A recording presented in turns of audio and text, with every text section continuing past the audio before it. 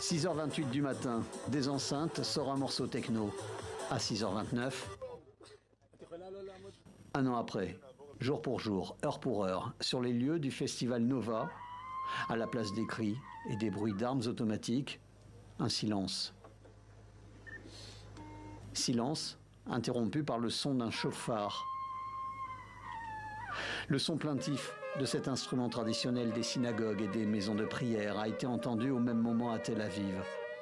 Dans la Bible, cette trompette est aussi utilisée pour annoncer un danger imminent, ou est utilisée comme un signal de guerre, le début ou la fin des hostilités.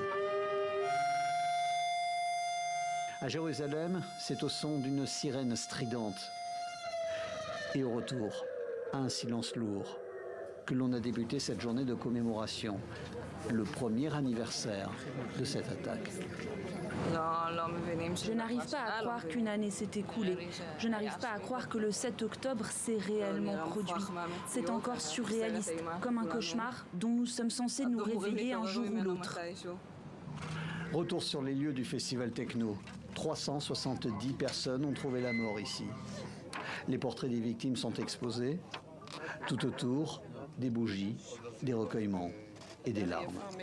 Malgré la souffrance, le fait pour tous ses proches de revenir sur ces lieux était une évidence.